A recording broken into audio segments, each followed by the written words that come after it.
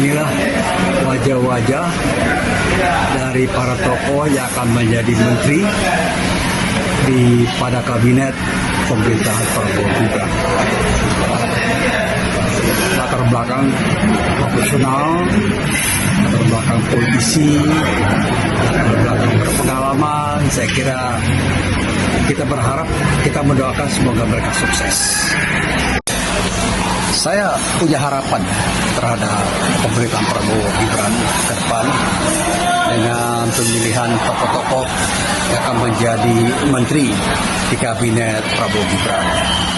Ya, memang manusia tidak sempurna, tapi dengan latar belakang mereka telah bekerja dan sebagian sekitar 17 ya adalah orang-orang yang atau menteri-menteri yang pernah bekerja di pemerintahan Jokowi Ma'ruf Amin.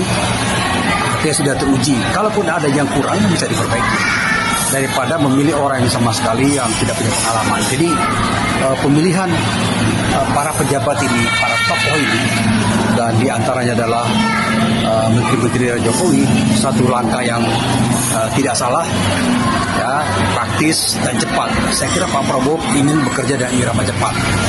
Dan seperti saya katakan, Menteri Keuangan, calon Menteri Keuangan adalah Sri Mulyani. Kemudian masih ada wajah lama, misalnya Menko Perekonomian Erlangga Hartarto, punya kapasitas, punya pengalaman.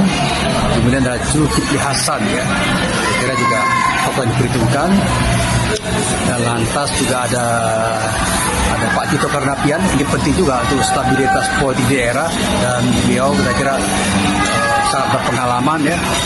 Dan kemudian ada wajah baru, misalnya Mutia Hafid, anggota DPR yang lama bergelut di Komisi 1 di bidang informatika, politik nasional dan sebagainya, dan internasional.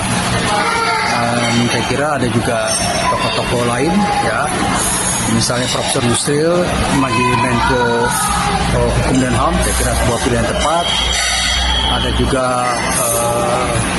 Ada juga yang menteri-menteri yang tokoh-tokoh pendatang, ya.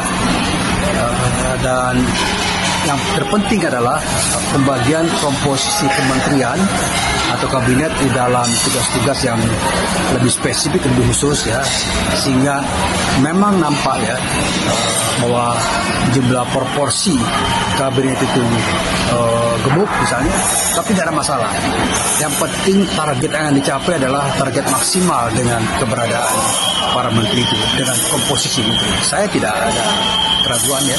Dan kemudian ada pemilahan kementerian, pembagian kementerian, misalnya di Kementerian Pendidikan, sekarang bisa Kementerian Pendidikan Dasar, Kementerian Pendidikan Tinggi, dan Kebudayaan. Saya kira satu langkah bagus. Kemudian juga ada pemisahan antara kehutanan dengan lingkungan hidup. Saya kira suatu langkah tepat, karena persoalan lingkungan hidup tidak hanya masalah kehutanan, tapi juga masalah industri dan sebagainya. Kemudian pemisahan di Kementerian Hukum dan HAM, ada Kementerian Hukum dan ada Kementerian Hak Asasi Manusia. Intinya saya kira langkah-langkah tepat.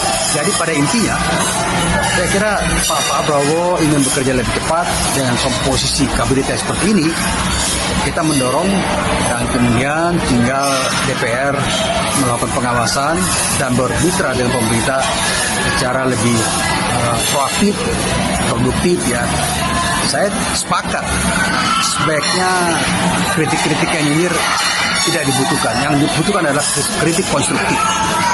Saya ucapkan selamat kepada kabinet Pak Prabowo, bekerja cepat, rakyat menunggu. Janji dari Pak Prabowo ingin lebih mensejahterakan rakyat di daerah pemerintahannya.